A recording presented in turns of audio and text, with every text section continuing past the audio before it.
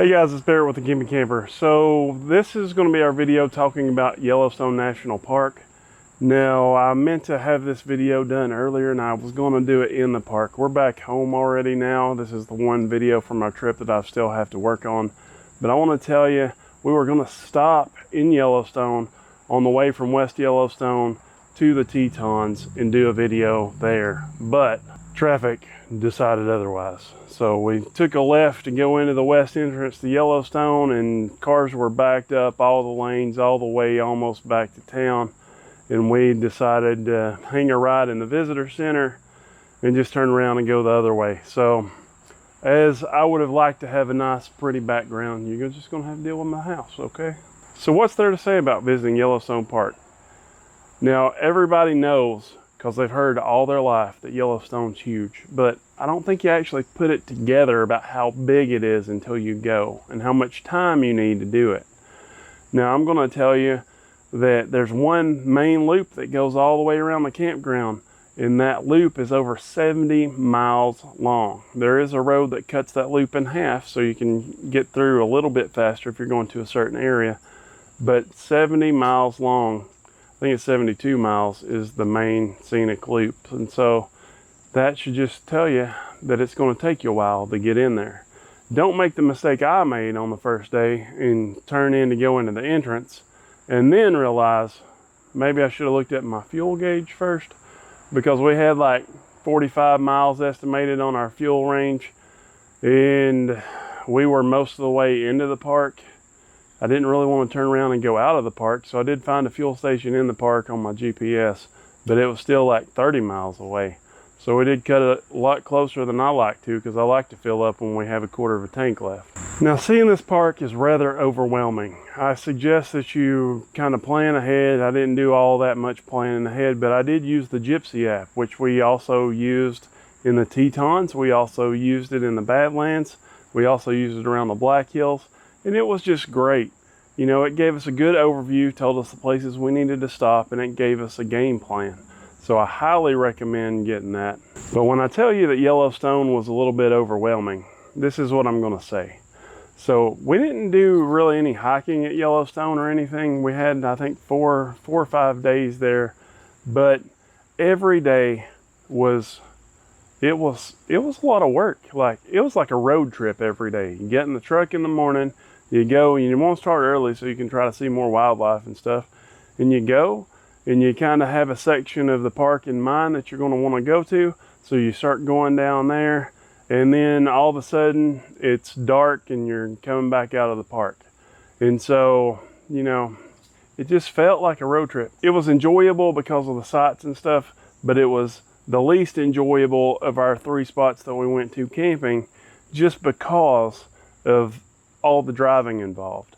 And so to me, it felt like one of those, you know, big theme parks where you're out all day long, going, and you go back and you just go to sleep and you get up and you do it all over again. I will say that if you're going to visit the park, I highly recommend that you have at least 4 days. I would try to devote a whole week there, but it being so big, I would probably try to stay in the park next time. I stayed in the National Forest Campground. I got a video on that. That was Rainbow Point in West Yellowstone. But I'm going to tell you that it would have saved us a lot of driving time, I think, if we just started out in the park. Now, that being said, I only stopped at a couple of campgrounds in the park so I could kind of scope them out. And both of the ones that I stopped at were closed. Now, I do know that they have one near Mammoth Cave that's supposed to be opened all year long. I had read that, and I'm not sure about any of the others. So if you're going at a time when those campgrounds are open in the park, you may want to consider it, just because of the time savings of driving around. Because even if I would have stayed at, I think it was the Madison Campground that was at the end of West Yellowstone, the road entrance coming in. I think it was Madison Campground that's at the end of the west entrance road coming in, where it just gets to the loop.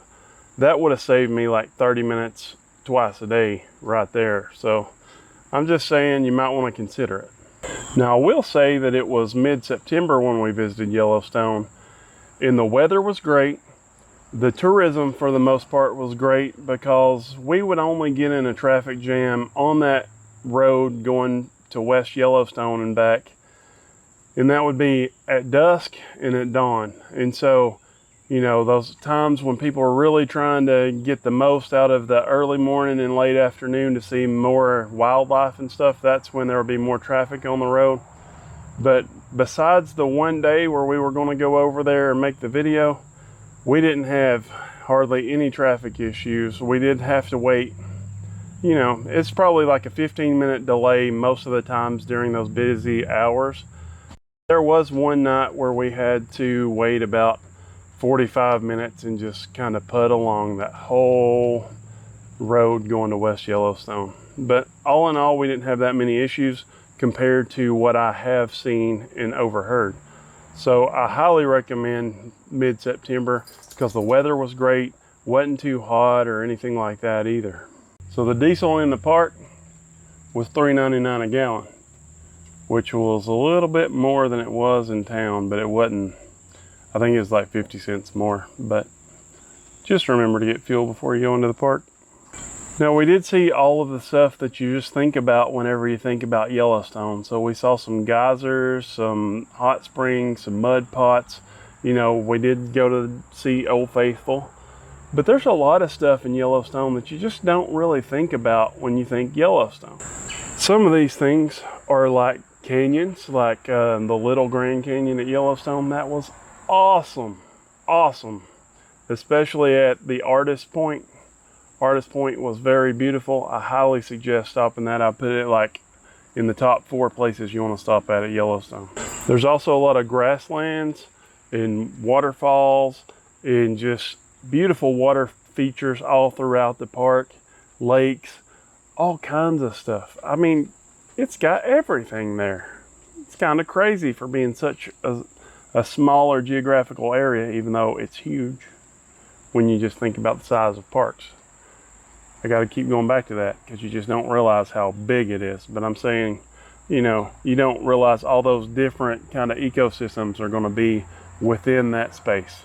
I want to say that every day when we went to drive around, we probably drove 250, 300 miles a day while we were in the park. And most of the time that we had all the driving and stuff was at Yellowstone. And we had over, I think, 1,500 miles over just the travel distance that we accumulated while we were gone. So just be prepared to put some miles on that car. All in all, I highly recommend Yellowstone. It was a fabulous journey and I just loved exploring there. And so just go. If you ever have the chance, you need to go. And like I say, I would try to devote a week there at a minimum of 4 days, but I would try for a week, and you'll have a good time, but you're going to be tired because you're going to be on the go a lot. Now, thanks guys for watching this video. Be sure to check out our other videos on our trip out west, including the Badlands, our campground in West Yellowstone, the Tetons. We had a really good time, and I'm glad that I could take you guys along for the journey, and thanks for supporting the channel. Do not forget to hit that subscribe button.